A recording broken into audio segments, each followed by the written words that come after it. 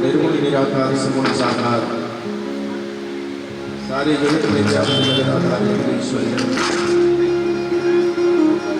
अणुरणीय मानवमय सारे जगत में व्याप्त जगदाधार भूत भावन भगवान विश्वनाथ की पावन यह मंगलमयी कथा आप सब लोग आज शिवरात्रि के पावन पर्व पर अपने जीवन को धन्य करेंगे। शिवरात्रि के पावन पर्व पर एक दिन जल चढ़ा दो तो पूरे वर्ष में जल चढ़ाने का पुण्य मिलता है। ऐसा नहीं कि एक दिन चढ़ाओ वर्ष भर चढ़ाओ। आज की शिवरात्रि का महत्व बता रहे हैं। आज के दिन भगवान शिव की कथा सुनो तो पूरे शिव पुराण की कथा श्रवण करने का फल है। और संयोग देखिए, आज शिवरात्रि है। भगवान शंकर के दोनों विवाहों की कथा आप लोग श्रवण करें। जीव के जन्म जन्मांतर के जब पुण्य उदय होते हैं तब वह शिव शब्द का उच्चारण करता है।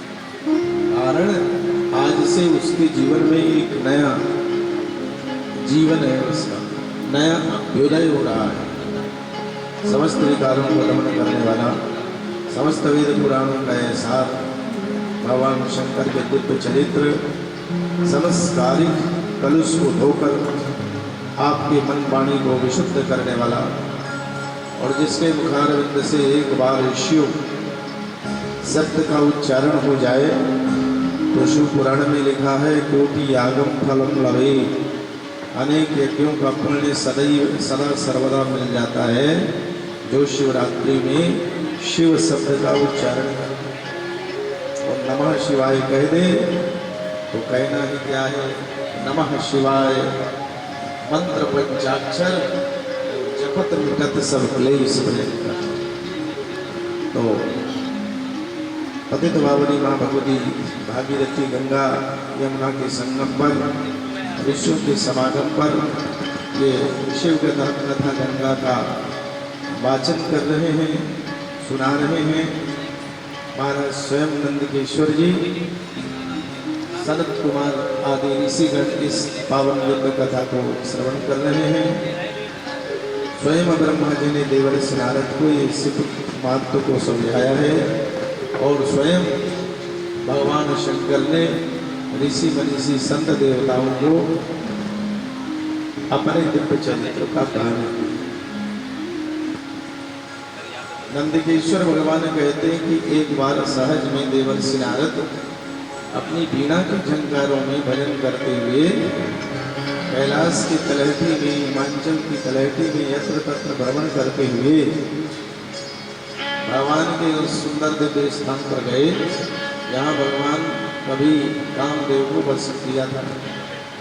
वहाँ जाकर के देवर्षि नारद का स्वाभाविक रूप से मन एकाग्र हो गया और देवर्षि नारद साधना करने लगे। भगवत साधना में ऐसे तल्लीन हुए नारद जी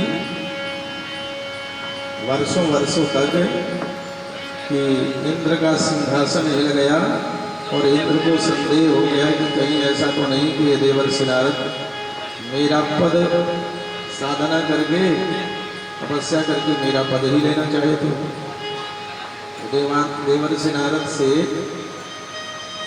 नारद अपने उस तपस्या से हिल जाए, डिग जाए, उनकी तपस्या में विघ्न बाधा डालने के लिए अनेकों उपाय देवर्षि नारद ने कराए, इंद्र ने कराए।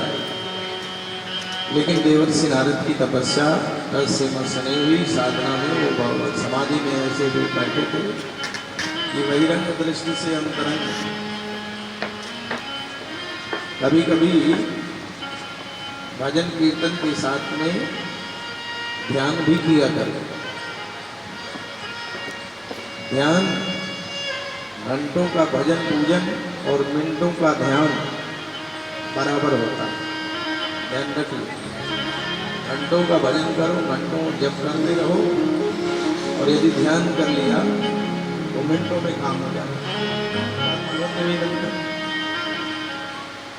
उस जप में भी यदि ध्यान हो, जप तो कर रहे हैं लेकिन वो जप अजपा चलने लगे, श्वास की गति पर चलने लगे, कर मुखते बहुतक जपे श्वास आ जाते हो, श्वास की गति पर ऐसा अभ्यास हो जाए जपते जपते की श्वास की गति पर वो जप होने लगे।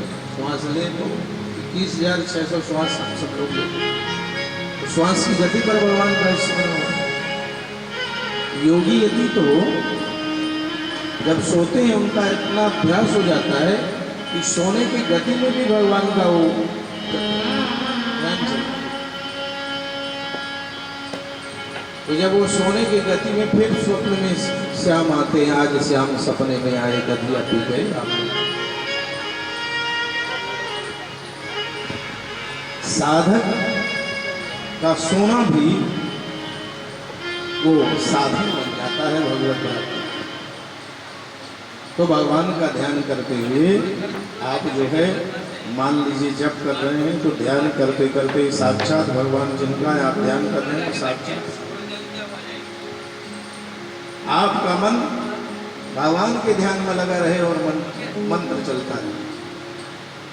तो उस मंत्र जप का ध्यान का बहुत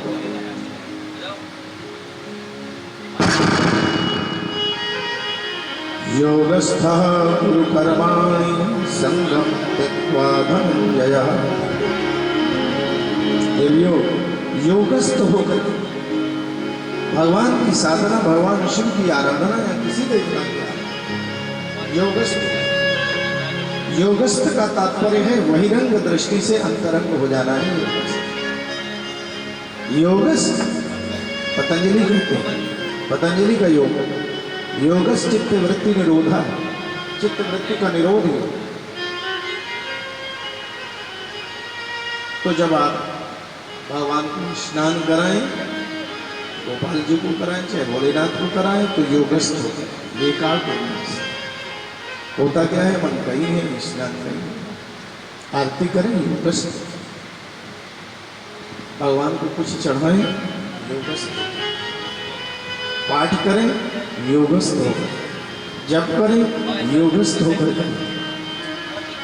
तो ये जो विधि है, इस विधि से आप लोग कुछ करिए, फिर देखिए कि कितनी शांति मिलती है। घंटों की पूजा आपकी कुछ मिनट ही हो जाएगी तो आपको बाबा जी लिखते हैं मानस में, पायो परम विश्राम, तो परम विश्राम की अनुभूति आपको। पूजा के लिए बैठे तो मन को समझा दे, अब हम पूजा के लिए बैठ रहे हैं, अंतरंग हो जाए, फिर बाहर की वृत्तियों से मन को बिल्कुल अलग। देवर्षि नारद ऐसी साधना करते भगवान शिव की आराधना में तत्पर थे। लागी समाधि अखंड अपार, समाधिस्थ हो गए। इतना ही नहीं, तमाम अप्सराओं को भेज करके अप्सराएं भी सब फेल हो गई।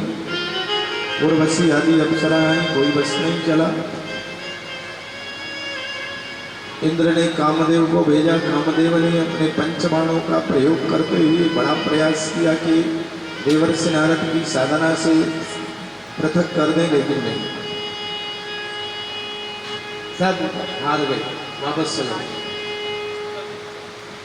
क्योंकि भगवान शिव उस स्थान को ऐसे पावन पवित्र कर रखे थे कि कोई बाहर का आक्रमण से दे नहीं होता था। अब जब समाधि अपनी आप खुली देवर्षि नारद की, तो देवर्षि नारद ब्रह्मदेव के पास में गए कि चलो बहुत दिनों से साधना किए हैं, पिताजी को वंदन कराएं, प्रणाम कर लें। तो ब्रह्मा जी के पास में गए। ब्रह्मा जी ने पूछा, नारद जी बेटा बहुत दिनों के बाद दिख रहे हो, कहाँ थे?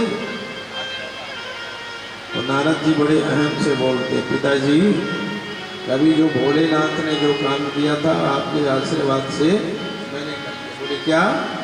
कामदेव को जीत लिया, ऐसी साधना किया कि कामदेव मेरे सामने दिख नहीं, हरा दिया। तो ब्रह्मा जी ने नारद जी से कहा ये तो बड़ा अच्छा काम किया, लेकिन किसी से कहा नहीं जाता है। एक बात तो और नहीं, साधना की अपनी अनुभूति को सभी को नहीं कहना चाहिए। आपको कोई पूजा पाठ में अनुभव हो रहा है तो उस अनुभूति को नहीं करना चाहिए।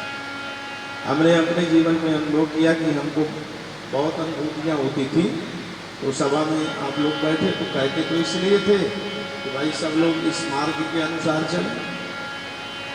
तो वो जो अनुभूतियाँ पहले होती थी वो धीरे धीरे करके बंद होती। तो जो साधना में हमको आनंद या अनुभूति या भगवत दर्शन हो, उस भगवत दर्शन को अपने तक ही सीमित रखना, उसमें और जाना है। भगवान भोलेनाथ इतने कृपालु हैं, आप ध्यानस्थ हो करके, मैंने अपने जीवन का अनुभव आप लोग ध्यानस्थ हो करके आप किसी भी देवी देवता की पूजा करो तो मूर्तियां बोलती हैं, मूर्तियां हंसती हैं, आपसे बात करती हैं। शंकर भगवान का निराकार रूप में साकार रूप आज भी आता है आपका भाव, और वो समय था तभी हमने जब निराकार शिव पिंडी में भगवान का साकार रूप बिल्कुल प्रत्यक्ष देखा तो हमको लगा कि हमारे आंखों में ऐसे दिखाई तो नहीं देता है, तो भक्तों को दिखाए तो भक्तों को भी होता है। दो तीन बार के बाद में वहां तक दुर्लभ हुआ कि हमको, हमने कह दिया आज भी कह रहे हैं, वो कहे तो ये कथा में इसलिए रहे हैं कि आप लोगों की सिर्फ भक्ति और ज्यादा बढ़े, लेकिन ये जो प्यास पीठ का अपना अनुभव है, कथा मेरी साधना है। कथा मैं स्वांता सुखाए के लिए, चाहे शिव कथा तो मुझे भागवत, तो स्वांता सुखाए का जब भी विषय होता है तो भगवान उसमें आनंद है। भगवान से यही प्रार्थना है कि जब तक जीवन है, वो जीवन में किसी का ठिकाना नहीं, लेकिन जब तक जीवन है प्रभु सभी लोग चाहते हैं कि हम स्वस्थ प्रसन्न रहें, और उनमें उसमें से हम भी चाहते हैं प्रभु आपने अपनी सेवा दिया है, तो ये सेवा कराते कराते ही ऐसे शरीर शांत, ऐसे संसार से जाए, तो भगवत साधना करते हुए यही जोड़ जन्मों कर्म बस तेहि राम पद अनुराग। अब ब्रह्मा जी नारद जी को लगा कि ये पिताजी मेरे ऐश्वर्य को, मेरे प्रभुत्व को मैंने जो प्राप्त किया है वो उनको अच्छा नहीं लगा होगा, इसलिए कह रहे हैं, तो सीधे शंकर भगवान के पास पहुंच गए। हर हर महादेव, भोलेनाथ के पास पहुंचे, प्रणाम किया, वंदन किया, तो भोलेनाथ ने भी, भगवान शंकर ने भी कहा नारद जी बहुत दिनों के बाद दिख रहे हो, कहाँ थे इतने, आपके दर्शन के लिए तो हम ललाई। तो नारद जी ने अपना गुणगान गाना शुरू कर दिया कि प्रभु था तो आपका आशीर्वाद हो। वाकई में ये तो बहिरंग बात कर रहे हैं नारद जी, था तो वाकई में भोलेनाथ का आशीर्वाद, लेकिन बाहर के भाव से नारद जी ने कहा आपका आशीर्वाद था, हमने तो कामदेव को जीत लिया। तो भगवान शंकर के देवा क्या बात, क्या दिव्य कार्य किया है आपने। नारद जी आप जैसे संत ही सब कुछ कर सकते हैं, और ये सब कहने के बाद देवर्षि नारद, लेकिन भगवान शंकर ने भी ये कहा अपनी इस अनुभव को, अपनी जिस दैवी संपदा को किसी से कहना नहीं। अब नारद जी ने फिर यही बात ब्रह्मा जी ने कहा था, इन देवताओं को दूसरे की प्रतिष्ठा अच्छी नहीं लगती, और शंकर भगवान ने जानबूझ के कहा था कि विष्णु भगवान से तो विष्णु बिल्कुल ही नहीं कहना। और नारद जी वीणा उठाए, श्रीमन नारायण नारायण